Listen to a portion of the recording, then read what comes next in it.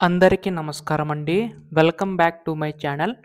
ప్రస్తుతం మనకి ఏపీ రాష్ట్ర వ్యాప్తంగా ఉన్నటువంటి ప్రజలకు ఏపీ రాష్ట్ర ప్రభుత్వం సూపర్ సిక్స్‌లో ఇచ్చిన పథకాలన్నీ కూడా ఒక్కొక్కటిగా అమలు చేసుకుంటూ రావడం అయితే జరుగుతుందనమాట.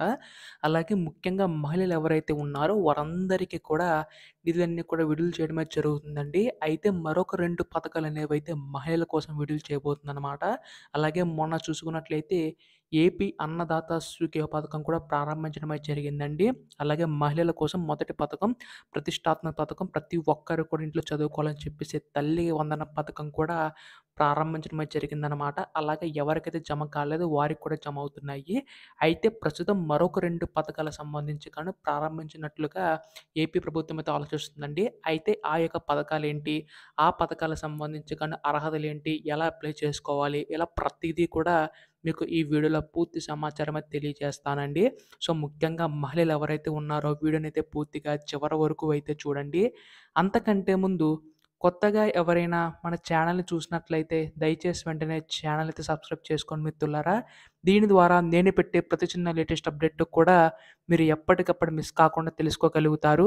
అలాగే వీడియోకైతే లైక్ చేయండి. మరికొంతమందికి సమాచారం అయితే తెలుస్తది. ఇంకా ఆలస్యం చేయకుండా వీడియోలోకైతే వెళ్ళిపోదాం. సో, ప్రస్తుతం ఏపీ మహిళల కోసం ఉన్నతంగా ఆలోచించి మనకి రాష్ట్ర ప్రభుత్వం అయితే ఒక మనకి ఉచిత బస్సు పథకం అయితే ప్రారంభించడం అయితే జరుగుతుందనమాట.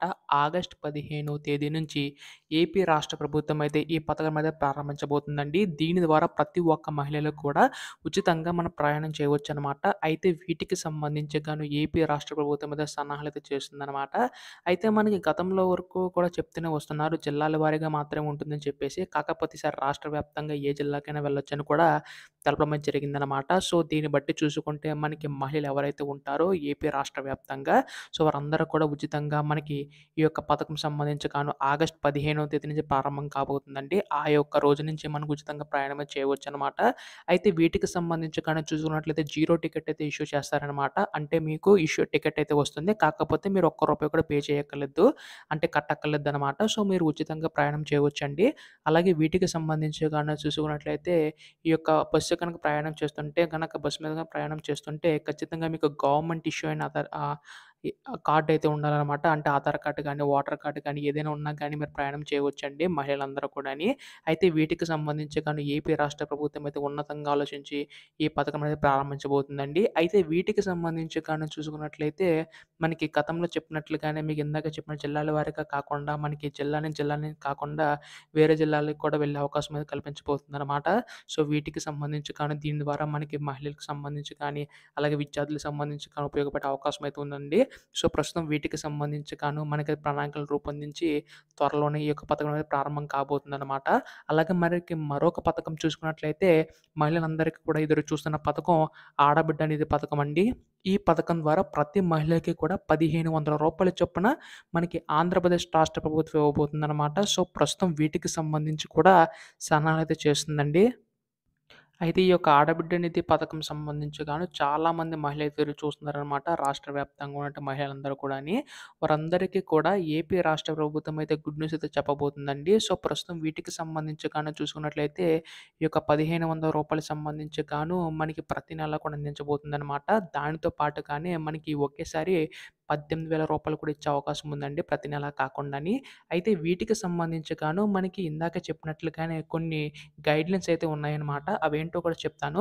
తల్లికి వందనం పథకంలో చూసుకున్నట్లయితే చాలామంది ఏంటంటే ఇష్యూ అయితే ఫేస్ చేశారండి. అక్కడ మనకి విద్యార్థులకు సంబంధించి గాను 70% అటెండెన్స్ అయితే పైగా ఉందని చెప్పేసి అయితే అన్నారు. కాకపోతే ఇక్కడ మహిళలకు సంబంధించి గాను ఇక్కడ 6 దశల ధృవీకరణలు అయితే రూపొందించబోతుందన్నమాట ఏపీ రాష్ట్ర ప్రభుత్వం.